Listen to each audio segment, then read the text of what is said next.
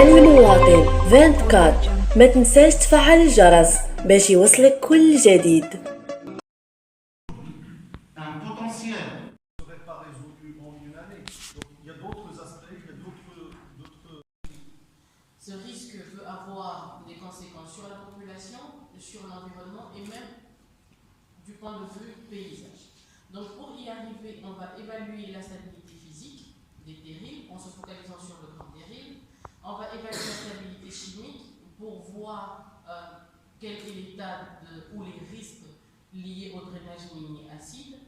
Quelques solutions seront proposées, puis on va adapter ces solutions à l'ensemble des terrils. Pour la stabilité physique, nous nous sommes concentrés sur trois principaux terrils, le T1, le T8 et le T12. Donc, on est parti sur le principe que le coefficient de stabilité va nous indiquer l'état de la stabilité des terrils. Lorsque le coefficient est inférieur à 1, on est dans un état d'instabilité. Lorsqu'il est compris entre 1,5 et 1,3, c'est le seuil acceptable de stabilité. Et lorsqu'il est supérieur, on a des structures stables. Donc l'évaluation des caractéristiques géologiques est de 1,15 et pour le T12, il est de 2,33. Je rappelle ici que plus le coefficient est grand, plus le terril est stable. Donc on a quand même de risques d'instabilité soulignés au niveau du T8 et au niveau du T1. Mais on verra dans les détails quels sont les risques qu'on retrouve au niveau du grand terril. Donc pour le grand terril, je vais passer rapidement sur les caractéristiques que M. Rolfi a déjà détaillées. Nous avons ici la crête qui est rectiligne, on l'a divisée en deux zones latérales. On a le talus nord qui Utilise dans l'inconnu.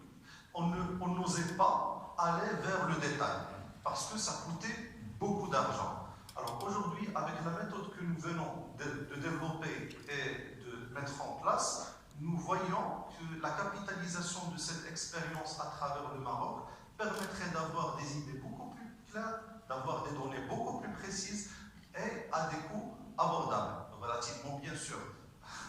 Donc il faut dépenser, mais nous voyons et nous croyons que ça devient assez intéressant et assez possible de financer des études poussées sur le potentiel et la caractérisation pour pouvoir prendre les bonnes décisions. Donc la dernière chose et le dernier point, c'est que ces terrils sont différents. Et donc les voies de valorisation seront différentes. Il n'y aura pas une seule voie, il y aura plusieurs voies de valorisation parce que les terrils sont différents entre eux. Les terrils de Jrada ne sont pas comme les terrils de Tuissit-Rouket. Même au niveau de Jrada, les terrils diffèrent. Le T1, ce n'est pas le T8.